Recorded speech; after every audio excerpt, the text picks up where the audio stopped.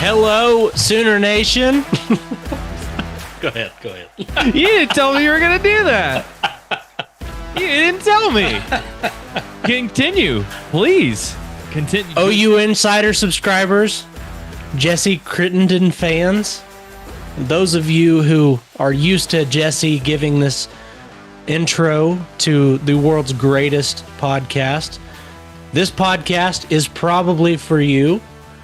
This is the Oklahoma Drill, presented by Rivals and On 3, and then I don't remember how you... the hyphens and slashes. All that stuff. That's Jesse. I'm Bryan. It's SEC football week. I feel like Will Ferrell in Talladega Nights because I don't know what I do with my hands. And also, you didn't tell me you were going to do that. No, that was just totally impromptu. ADHD got the better of me. So. I love it, but also there's a part of me that's like, did Bryan do that because he's sick of me doing it? Like, he's tired of hearing my voice do that? That's no. Well, people who like surprises, this is apparently the podcast for you because I like surprises, and that surprised me. Appreciate you guys tuning into this episode of the Oklahoma Drill, where, Bryan, what I would have said is people who are excited or nervous or frothing at the mouth for Jackson Arnold to make his return to Norman. This is the pod for you. And we're recording this pod just a few minutes after the SEC availability report came out. We are recording this on a Thursday evening. So the availability report came out Wednesday, the first one of the week. It just got updated just now. And the big news of tonight's availability report is Jake Michla, Fabechi Wiwu, and Michael Fasusi are all now listed as probable to play this weekend. And as I say that, every OU fan lets out a big sigh of relief. Probably you included. Yeah. Because that was the news of yesterday. Well, there was two bits of news yesterday. Those three guys were all listed as questionable with legitimate injuries. There being some level of concern with all three of those guys that any one of them could miss. And also that Marvin Jones Jr., defensive end Marvin Jones Jr., is listed as questionable. He is still listed as questionable on tonight's report. And Bryan, we touched on this for a second before we started recording. I think for people who, I've gotten this on our board too, about can you fake injuries or exaggerate injuries on these reports, have some gamesmanship. The answer is not really. The SEC is really strict about these availability reports. There are fines potentially for misrepresenting a player's injury or their availability on these reports. And I'm not saying you can't, there's not like a little wiggle room, but I can tell you this. If Marvin Jones Jr. is still listed as questionable on Thursday night, that tells me that there's a for real chance he won't play. Yeah. But the big news being the offensive line, those three guys are available. Bryan, you let out a sigh of relief. How important is that for you? How much better do you feel? Well, yeah, it's huge. Jake Michla, obviously on the heels of Troy Everett being out for the rest of the season, you need Jake Michla as much as you have all season long. And then not to mention Fabechi Wiwu being your backup center now. Having both of those guys available, that's a good thing. Obviously getting Michael Fasusi back at left tackle, you feel better with him being able to be in the game. And I want to just kind of throw in there, part of my sigh of relief is for Keontez Lewis. That's also, yes. I mean, first of all, the shot looked from the broadcast, it looked like, it might be something that would keep him out for a while. So I'm glad to see him on probable. And then obviously from a game standpoint, if Javonte Gibson is doubtful, obviously having Keontez Lewis available is huge. So I said this on the radio yesterday. I think I was with the franchise. I actually said, like, as much as R. Mason Thomas missing the first half is a big deal against Auburn, and it's a big deal. I actually think if Keontez Lewis were to miss, that would sneakily be a tougher thing to adjust to for the offense than it will be for the defense to adjust to R. Mason Thomas. And it's because if you watch film, if you watch those first three games, Keontae Lewis is good, man. He's honestly exceeded my expectations. And the thing he's best at is just like, he just gets open. Mm-hmm. He just gets open. And Yeah. when you combine that with the lack of rotation that we had seen at receiver through the first 3 weeks, especially Yes. against Michigan, you were, Yeah. I mean, there were, if Keontae Lewis couldn't play, you were about to have to throw in Kearney or Carrion or Jermichael Carter, guys that are capable, but just haven't played very much. And Right. that would have been a hard thing to try to adjust to against Auburn. Yeah. I'll tell you this also about these offensive linemen being able to play changes my outlook on the game. If any of those guys, let alone multiple, would have changed my perception of this game this Yeah. week. I agree. I Um, I mean, Gunnar Allen took took 3 snaps at center, took the backup snaps against Temple, which he's a walk on. That's not throwing shade at him. It's just that's not. Oh, he was going to have to go to Not him or ideal. Eddie Pierre Louis or somebody who is not a center or does not regularly play center. That would have been a tough ask. Yeah, it'd been tough. The other part about it is like you look at the you look at the guys that are listed on there outside of the offensive line. Danny Okoye back is probable now. Marvin Jones Jr., as you mentioned, being questionable. With R. Mason Thomas out, I mean that's three of your perceived top 4 or 5 pass rushers that are questionable or will at least miss half the game. But as you said, I think I look at that defensive line. I look at what we've seen from Taylor Wine to this point. I look at what we've seen from PJ to this point, and those guys. I think the drop off is not substantial there. Having Keontae Lewis back with 3 games of experience with John Mateer, yeah, it's huge. And then on top of that, whoever you have at center, which it looks like Jake Michael is probably the guy. You're going to need the experience is as important as anything else with defense with a game like this. You want those guys to be able to get up and be ready for the moment, kind of like we saw with that group, the same group against Michigan. So if you can roll those 5 out there, I think you feel pretty good about things on that side of the ball. Oh, that's what I noted in my story that I wrote before we hopped on the pod was that assuming there's no setbacks, he's going to be able to throw out the 5 guys they had against Michigan on offensive line, and that's huge. I will say, if Marvin Jones Jr. is still questionable, I would bet he'll play. That's my guess, but there's clearly he's dealing with enough. I think it's his back. He's dealing with enough that I think you have to wonder about how much that limits him, how much of an issue that is. Because you're right. Like, I mean, Taylor Wine can play, PJ can play. I mean, I asked Brent about PJ on Tuesday specifically because even with R. Mason Thomas out, he's going to have to play a bigger role. Right. Marvin Jones Jr. has probably been the best defensive end through 3 weeks. I 100% agree with that.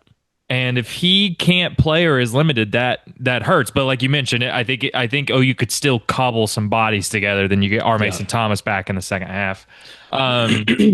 I think we just jump right into this Auburn game because we've got these availability reports and we're recording this Thursday, so it's not really timely for me to tell you about my jaunt to Philadelphia.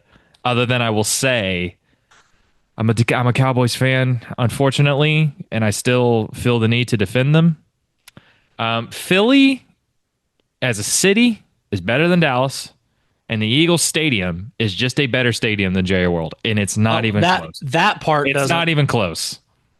The city one was more surprising, but I guess it's really not now that I think about it. Why? Just appease me here. Why? What made Philly the better city? I can understand. I can understand stadium. I'm a sucker for open air. I like domes even though Minnesota plays in one. But Well, the Eagles Stadium feels like a college stadium, and that's part of why I like it. And it also just feels like lived in and where Jerry World just feels so corporate. Let me make it clear. I like Dallas. I like Dallas. I don't like Fort Worth as much, but I like Dallas. But Philly is just like it's just cool. And when you Like go, history yeah, is that? you Yeah, I genuinely get. feel the history of it. Yeah, The yeah, way I can the see that. way the cities are laid out, the way the streets are laid out, the way the city is oriented. I mean, you walk around enough, you're just gonna fall face first into really cool historical stuff. Like Or Nick Cage running around with a map of the Declan. I kept on saying to Chapman, I kept on saying, I'm gonna steal it. I'm gonna steal the Declaration of Independence.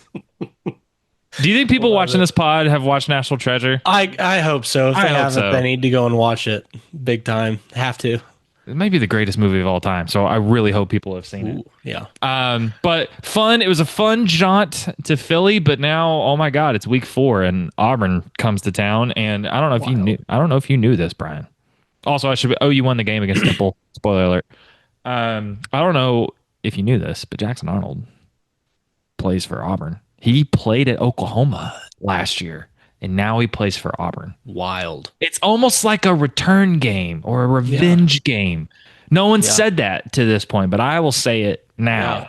What a headline. I hadn't even thought about that. I'm gonna publish a big expose tomorrow because I don't think people are aware of this storyline. But I am actually endlessly fascinated by this matchup. And as much as Texas will be fun and South Carolina will be fun and Tennessee and Bama, I'm actually there's something unique about this matchup on Saturday that I have loved to analyze. And I think even the Jackson Arnold part of it is part of it because Sure. there's a real emotional aspect to this game. But when you think of this matchup, what immediately comes to mind for this weekend? I think OU is what, they're a 5.5 point favorite. It's 2:30 p.m. on ABC.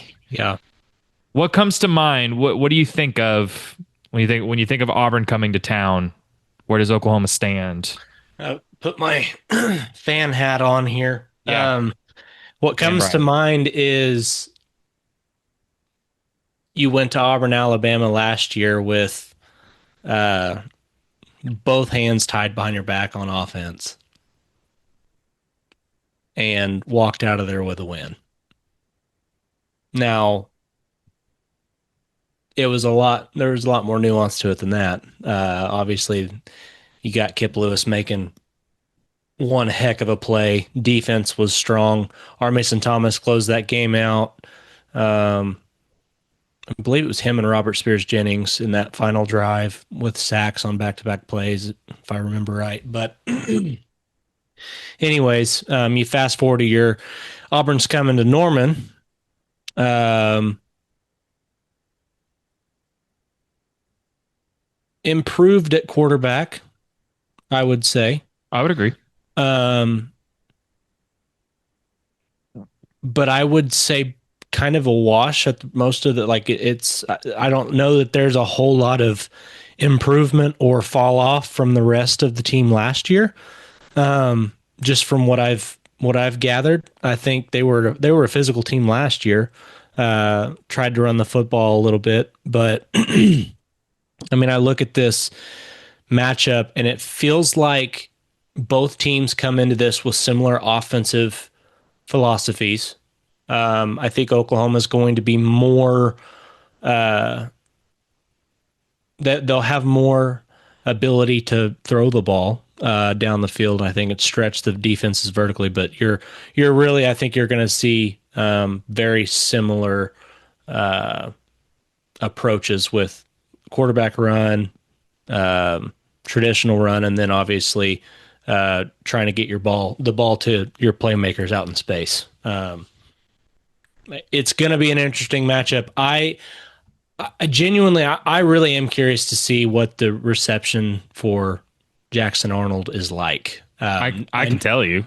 I know that it's going to be hostile, but like the kid did. I don't know. The kid did he gave it his all last year. I couldn't really fault him for the decision that was made, but it's going to be really tough to come back into Norman and play. So we'll just have to see. Well, let's talk about that a little bit. I want to talk about Jackson specifically. To your initial question, what the reception is going to be like? It's going to be bad. They're going to boo him. Sure. And it will be a little personal for the most part, it's not personal. It's because he plays quarterback for the other team. It'll be a little personal. Well, Oklahomans, we take things personally. I'm still not. I mean, the Thunder winning the championship is the first step to me getting over Kevin Durant leaving the team 9 years ago. So, But yeah, it's I still take things. not It's still right. not 100%. Not Right. 100%. It's just not. That's why I feel bad for every kid named Lincoln that's walking around out there in Oklahoma. Just poor kids. Abraham Poor Lincoln. kids. Abraham Lincoln too. I still feel bad for him too. Speaking of Philly, the country and the patriotism. Yeah. He didn't deserve that. Hot Nope. take. Is it fair? Is it fair? Like, does he deserve it? Probably not. Probably not. Like like from a personal standpoint, like does he deserve to be booed because he is him specifically? Probably not. But But who fans cares about morality? no, this is football. Morals don't exist in football. But should fans boo him? Yes, if nothing else, because he is the opposing team's quarterback. Yeah. And it'll be a little personal, but hopefully that will end when the game is over, right? Yep. Yep. Here's the thing. Going through his stats, going through his season so far, and watching him, this has been a really interesting 3 games because he's running the hell out of the ball. Yes, and you have he to give is. him a ton of credit for that. And they have oriented this offense not only just around Jeremiah Cobb, who is really the fulcrum for this offense, but Jackson Arnold he's a really tough physical runner. I mean, I think he's averaging around 5 yards a carry. I had that in a story earlier this week, but I mean, he's ran the ball over 30 times. He's tied with Cobb for rushing touchdowns with 4. He's run the ball really efficiently. He's really tough between the tackles. We saw some of that last year. Here's the thing, though. The passing numbers aren't good. They're bad. They are. Actually. Going through the numbers, you want to guess what Jackson Arnold ranks among quarterbacks with passes of 20 yards or more? You want to guess where he ranks? 119th. Well, there's only 94 eligible quarterbacks, Brian. Okay, 90th. He ranks 94th, tied for last. Oh, okay. Ranks tied for last. He's had 6 such passes. You want to guess where he ranks for quarterbacks with passes of 10 yards or more? I'll just tell you, dead last. Ranked tied for dead last. Oh, wow. What's his average depth of attempt? I don't know what his average depth of attempt is, but I know that he is 91st in the country in yards per completion, 10.4. Wow. 91st. Wow. They don't throw the ball very much. They couldn't really do it against South Alabama. And the passing attempts are low. The explosives are very low. And that comes when you've got receivers like Coleman and Singleton, who are way better than anybody OU trotted out there last year because the wide receiver room was so injured. So there's a part of me that's like, Brent kind of said it on Tuesday. He's the same guy. And if you look at the numbers, he's the same guy. All of the same. Now, is he the biggest reason or the second biggest reason why the offense was terrible last year? Probably not. But the passing numbers for this Auburn team are like eerily similar to OU's passing game a year ago. Auburn's not throwing the ball down the field that much, like at all. Right. Yeah. You know?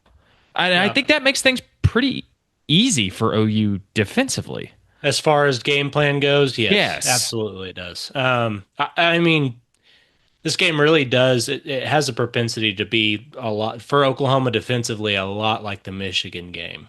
I think the one difference, the one caveat, is I think the playmakers that you have on the outside in Coleman and Singleton, there are going to be more opportunities for one-on-one spots or jump balls. But I think you still feel really good about making Auburn throw the football. I mean, here's the thing, like if you told me Auburn's third downs were an average of like 3rd and 7 plus.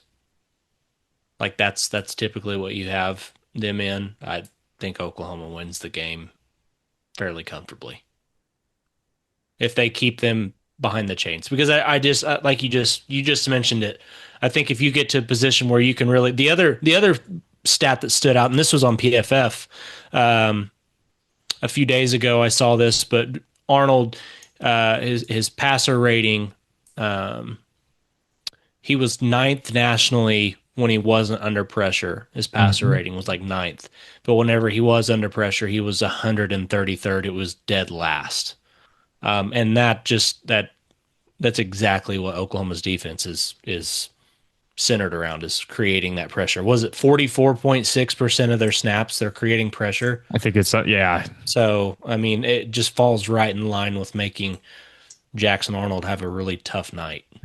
Well, and that's why to me, I'm typically not that interested in analyzing the like the a narrative for this game, but like Sure. to me, I think if you're Brent Venables and the staff, you say we know what to do here. We need to turn him.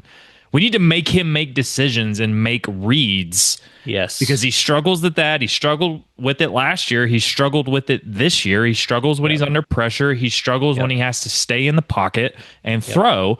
And then Yep. I think when you combine that with the fact that he is coming to Oklahoma, he's coming back, he's going to be in that environment. It's the SEC opener. He didn't do local media this week. Like Oh wow. there's going to be Yeah. emotions here, and I do think that's actually a factor here. If the crowd is really loud and OU is Hmm. able to make him be a passer in that environment, I mean Yeah. the recipe for the chances of winning go exponentially. And I don't even mean to mention all those stats to like Dog on the drag the kid. Like, kid right. Yeah. because I think it's clear that last year was so bad the confidence still isn't there. This is not the quarterback that was recruited out of high school No. to have these kind of passing stats for the second year in a row. Right. But and it's not to say, look, Cam Coleman and Singleton, those guys are athletic and fast enough and big enough that even if they force Arnold to be a thrower just because of their athleticism and skill set, that could still beat There's you. always a chance. Yeah. Yeah. And Cam Coleman was a nightmare for Oklahoma a year ago. Now, Yes, he obviously, the was. secondary pieces are different, Yeah. but to me, that's the recipe for this game. You make Arnold have to beat you with his arm, and not only beat you with his arm, but by making decisions and having to put the Yes. ball down the field. Yeah. Well, and here's something that I do think is going to play a big role is, and we've already seen Oklahoma do it a lot this year, and it's really a staple just of what BV does defensively, but the change in the picture pre-snap, post-snap, like it's very difficult even for veteran quarterbacks a lot of times to be able to diagnose what is happening with a Venables led defense. And I think this is exactly this that plays right into it. He will see something pre-snap, think he has it diagnosed, and then everything flips on its head. And I think that's where that internal clock, that's where the overthinking, we watched it last year as Oklahoma fans, we watched it. Whenever you get to that 3-4 second mark into the play and his head starts turning, that was one of the things that really got him in trouble last year a lot of times, was when that head starts turning and he looks down and sees the blitz. He wasn't able to keep his eyes downfield. Right. I think that is something.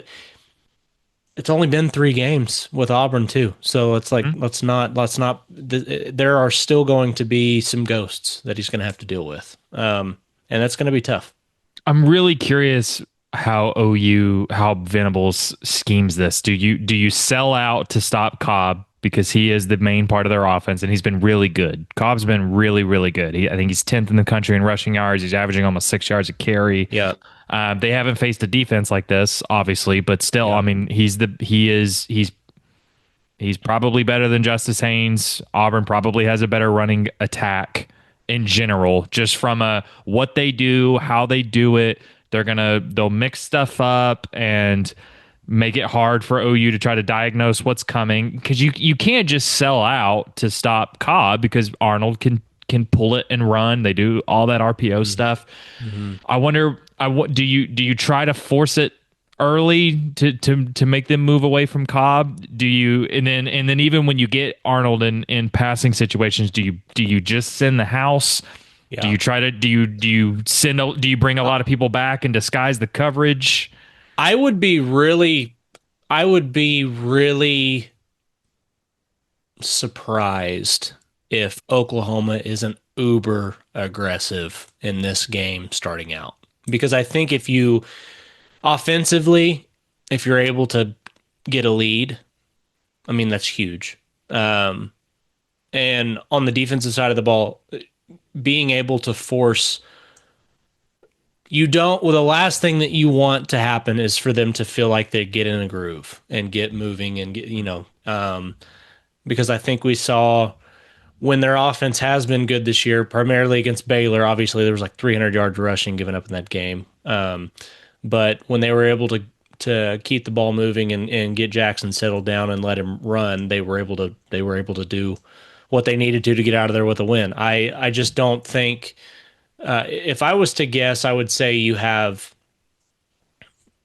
a similar approach to what we saw against Temple. Just, I mean, because schematically it looks very similar. Um, I just think you might be a little more, maybe even a little more aggressive than you were as far as bringing guys down to the box. Because again, this isn't a slight to the kid. I'm not trying to pile on Jackson Arnold, but I think you are probably more aware of the threat that Temple's quarterback, who had 9 touchdowns coming into the game, I think you're more aware of what he was able to do pushing the ball down the field than you really are worried about what Arnold has done to this point. Now, wide receivers are different. I get that, but like just from a straight up how we're going to line up and play this, yeah, I think you absolutely do everything in your power to force Arnold to have to throw the ball, and that means just shutting the run game down. Let's talk a little bit offensively. Or let me add one more thing. Cortland Guillory has been awesome through 3 weeks. This is a This is it. there's a whole different Yep. test. Yep. This is And it. I'm curious to see how much OU decides to leave him on an island, Yeah. even if it's against Coleman or Singleton, or Yeah. how much they feel like they need to give him help, safety help, or whatever that looks like. I think Um, that's big time having Gentry not yes. show up. I think you can probably trust him pretty well. You've also And got if there, Dolby. yep. And if you need safety help, you can have it over there if you feel Guillory needs it. I mean, I don't know that'll be interesting. I'm not even really sure that I thought about it just like that yet. But Yeah. I mean, Cortland's been awesome, but I mean, these Auburn receivers are significantly better than anything Oklahoma's faced through three yeah, weeks. And yeah, if Cortland Guillory can hold up on his own one on one, OU will win the football game. yeah, I feel pretty. I mean, I know they need to stop Cobb and they need to stop Jackson Arnold's rushing ability, but if Cortland can hold up one on one, I feel like Oklahoma's going to win the football game. yeah, I feel pretty confident about that because they're going to yeah. test him. Correct. They'll test Yeah, him.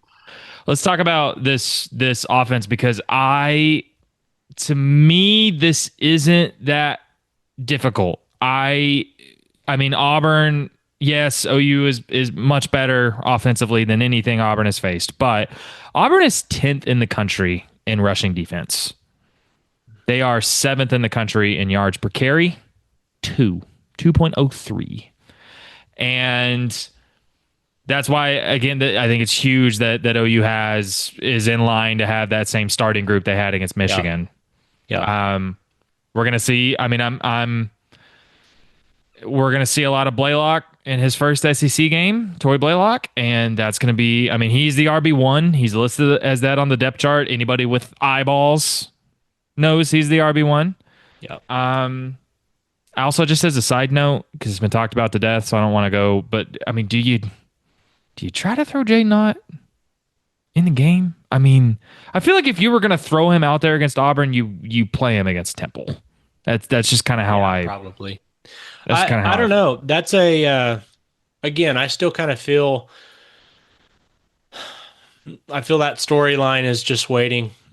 I feel like that storyline is just waiting to happen. If he's ever going to become a part of the game or a part of the game plan for OU, um, it'd have to be coming out of the bye week. I mean, really going into Texas. Uh, but no, I think right now the absolutes that you can roll with are that Torrey Blaylock's been your best option at running back. And I think your second best option to this point. I mean, Javante Barnes has been solid in pass pro, and he has been able to get those short yardage situations done. But I think kind of what we saw from Xavier Robinson last week, I think you feel pretty good about those three guys. And if now, obviously, if Ott turns things on in practice, I mean, we don't know this for sure, but we're just kind of going with what seems like the obvious case here. The guy's not showing what he needs to show in practice to live up to the hype that he walked in with. So if that happens, great. He could be, just as Venables said, he could be a huge playmaker for this team. But until further notice, man, I would just expect those other three guys to tote the rock, and we'll just let the chips fall how they may at that point. We're gonna see. I mean, I would be surprised if we see that much Jaden on. I think we're gonna see a lot of Blaylock and we're gonna see a lot of Barnes. And just Yep. because this Auburn defense has been stout again defending the run, and that defensive line is good. I don't know. I mean, I think it's gonna be similar to that Michigan game. I do. And OU struggled to run the ball with a traditional running game against Michigan. I don't think that means OU's not going to try to do it. I think they'll try to do it a little bit, but I don't know about you, Brian, but I look at this and I think John Mateer's going to have to carry the ball a pretty decent amount again. I think they're going to need him to carry the ball 12, 13, 15 times. I do. Yeah, potentially. I would say that might be the case, but it also wouldn't surprise me. I don't know. I don't want to be. Maybe my glasses are becoming too crimson colored pretty quickly, but um, I just look at what Auburn is to this point. I mean, you just gave up 310 yards to South Alabama. You won the turnover battle 2-0 in that game, but you still gave up 20 first downs to South. Like again, some of those may have come in garbage time, but I'm looking at this. They didn't give up any points in the fourth quarter, and you look at what South Alabama is versus what they're about to face in Oklahoma. Like I just don't know that Auburn's defense has been really tested to that point outside of when Baylor figured some things out and made their run to kind of make that game close again towards the end of that game. I honestly feel like Oklahoma. This could be a game where John Mateer kind of gets what he wants in the passing game, and I think that forces Auburn to have to play some coverage a little bit more, and then your traditional running game looks a little different. I don't know. I honestly believe Auburn might be a little bit overrated defensively, just from what I've seen. Flip that. Put it on Yeah, social. yeah, I agree with you. yeah. I agree with you. And you mentioned it there. Here's the thing. You might be right. I mean, OU might have more success even with just traditional running game than maybe I'm even expecting. Like that could absolutely happen. You get that group back out there, that offensive line group. You now know Toy Blaylock is your guy running the ball. You also know like Javante Barnes's role is defined, and those things are really important in terms of shaping what an offense looks like. Yeah. And you have John Mateer who can run the ball. He barely ran the ball last week. You can run him if needed. Here's the thing, though. I don't think OU is going to have any problem throwing the ball against Auburn. I just don't. Auburn's 85th in passing defense. Yep. 85th. And I think when you combine not only just the quality of receivers that OU can throw out there, and then also John Mateer's ability to make plays happen outside the pocket, that just they haven't dealt they not only haven't dealt with a passing attack like this, they haven't dealt with a quarterback like Mateer who can improvise and scramble. And I mean, even Yeah. I think Jaron Kanek can have. I'm looking specifically at Jaron Kanek and Deion Burks. I think those are two guys that are going to have Nailed it. huge Yeah. games Yeah. against this defense. Yeah. And I think Mateer's. I think Mateer. I think they're going to have fits Yeah. trying to keep him contained. I really do. Well, I do too. And kind of what I'm looking at from a statistical, I mean, you look at the stats, what Auburn's bringing in here into Norman this weekend defensively, uh, and it's impressive. But if you really take a second look a little bit closer, that Ball State game is where things that are making them look really good. I mean, they held Ball State to -3 yards rushing in that game. They held Ball State to 71 yards passing, which they were 10 of 16 in that game. Ball State was passing, but Ball State scored a total of 3 points against two FBS teams this year. They're not a great football team, and I think when you look at what Auburn's done against. For Baylor to do pretty much what they wanted to in the second half and move the ball, if Baylor doesn't have turnover issues in that game, or not turnover issues, well,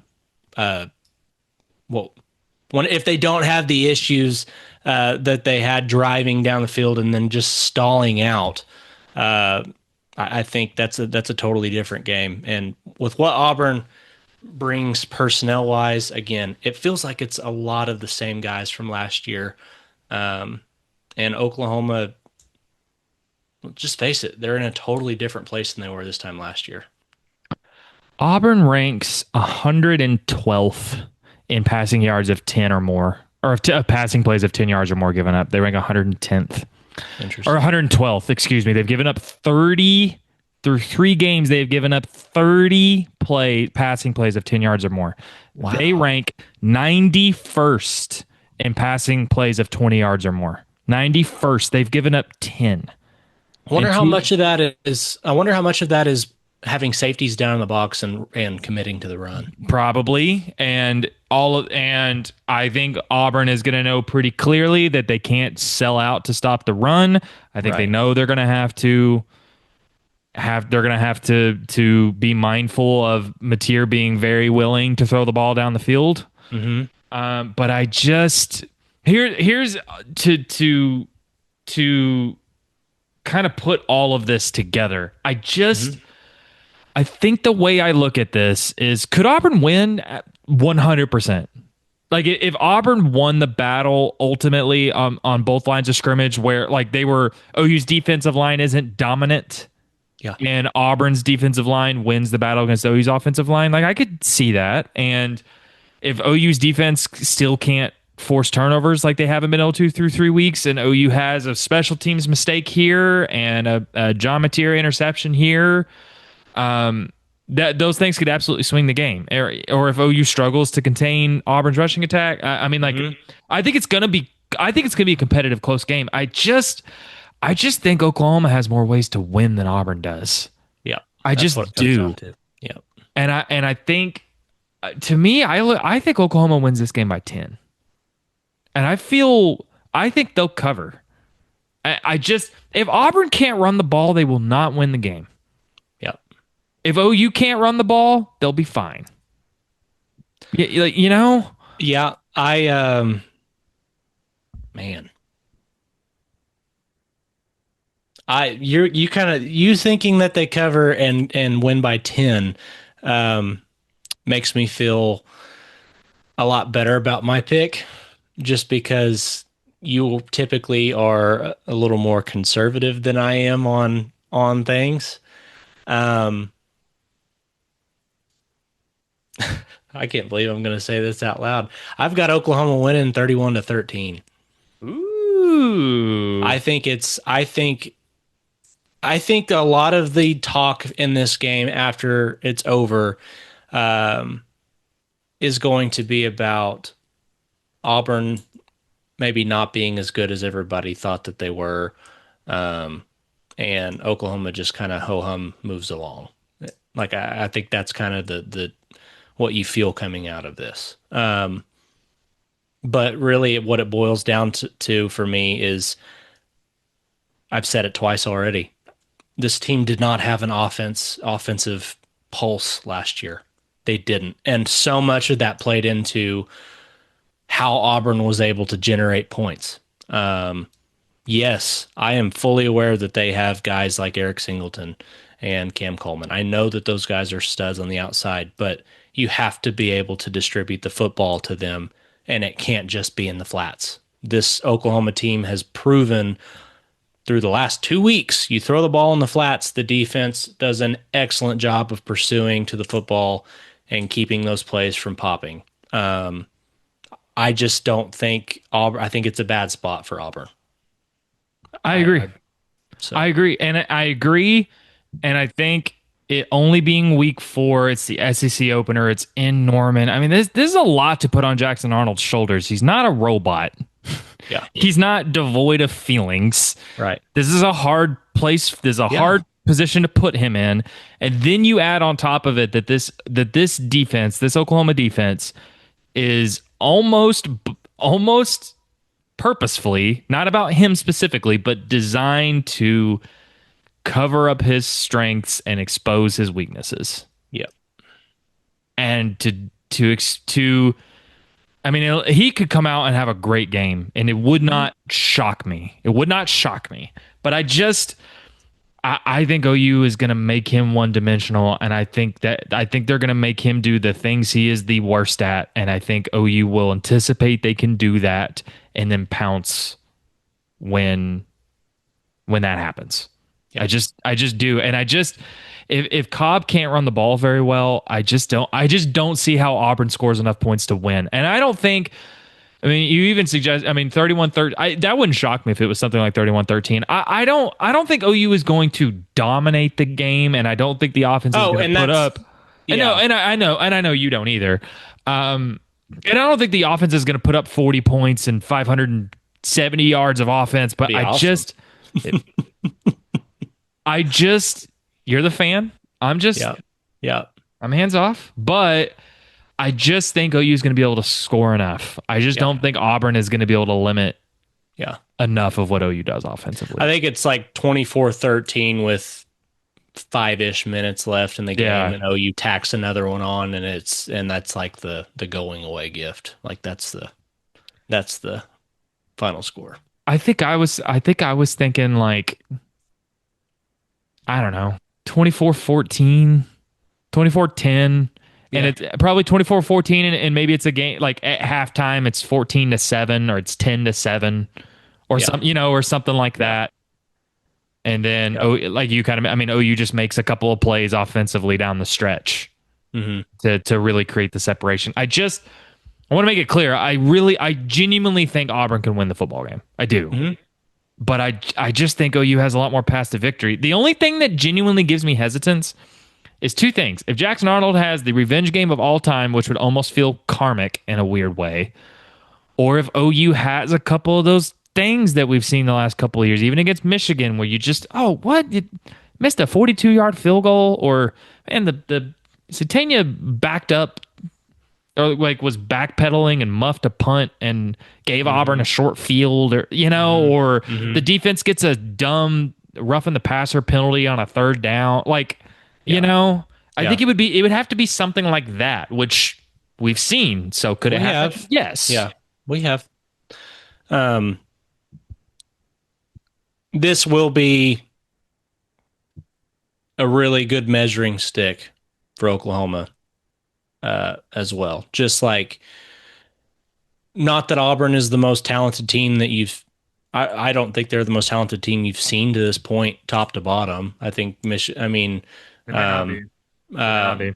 I do think they're very close to what Michigan has personnel wise, but for measuring stick purposes, I mean, um, you're ranked 11th in the country now. Um, Everybody for the last 2 weeks has been talking about how good your defense is. There's plenty of hype coming into this game. You know, everybody, it's in. I mean, for the SEC, 2:30 is the prime time spot. This is the biggest game of the week. I know that there are other games going on, and game day isn't in norm, but like, make no mistake, this is the game that everybody's going to be checking the score on. Um, and can OU handle that pressure against a team that's similarly yoked as talent goes? We saw them do it last week Yeah. against a bad Temple team on the road. Um, can they handle that success? I think this goes a long way in determining how I feel about the rest of the season. Just as far as how they handle this game. Do they avoid the penalties? Do they avoid the special teams mistakes? The things that cost them games in the past, can they avoid those setbacks? I couldn't have said it better. And I'll just add, I don't look. I'm not convinced OU's the best team in the SEC. I'm certainly not convinced of that. And I'm not even convinced they're one of the five best teams in the SEC. I'm not. Like, I'm really not. And if they lose this game, that will be troubling, I think, for a few different reasons. But I mean that when you look at Texas struggling and Arch Manning struggling, when you look at, I mean, South Carolina just got beat by Vanderbilt, Yeah. which Vanderbilt's a good team. I think Vanderbilt's a good team. Actually, the one team that it's actually Tennessee. Tennessee, yeah, we can talk about that. We'll talk. Point. Yeah, that actually might be the game that has changed my like. It's probably Texas and Tennessee are the two games I look at differently compared to Yes, the preseason. yeah, Like, that's a game where if things continue, like, if you don't win at Tennessee, that's probably okay, right? Yeah. Like, but like, none of these games are unwinnable to me. I mean, even watching LSU Florida, I was not impressed with LSU. I'm telling you, yeah. Wasn't impressed. So all of that is to say, you're at home, you're a near touchdown favorite. You gotta win this. You just win this game because Texas will be better in a month. They will be. Mm-hmm. How much better, I don't know, but they'll be better. Tennessee's going to be tough. Winning in Alabama is going to be tough. Winning in South Carolina is going to be tough. Beating LSU is going to be tough. But I mean, man, if things don't look a lot better than they did a month ago for Oklahoma, and one of the reasons why I say that is because I genuinely feel like they should win this game. Yep, I feel pretty confident about that. Actually, I do too. They should win. Yep. Anything else about this matchup? No, just excited to see it play out. Get out of it healthy. Go into bye week in Kent State. Poor Kent State. They're playing Florida State this week with Tommy Castellanos, and is probably about to give up another 70 burger, and then has to come to Norman in 2 weeks. Yeah. No, I'm just getting to 4-0, and then presumably 5-0 heading into the Cotton Bowl. Man, I just give me all that energy. I want every bit of that, because there's some recompense to be had in that game. So, recompense. Yeah. I like that. Word of the day. It's going to be very satisfying if we get to that point. So, got to win this one first, but feel pretty good about the Sooners' chances. That's going to do it for us here on this installment of the Oklahoma Drill. Appreciate you guys tuning in as always. Make sure to like and subscribe here at this OU Insider YouTube channel. Become a VIP member over at OU Insider today. We will have all kinds of coverage. We've had all kinds of coverage this week. We will have more coverage Friday, Saturday leading up to the game. We'll have you covered from every angle on game day as Jackson Arnold returns to Norman, Oklahoma, where he played football before he hit the portal. He played at Oklahoma.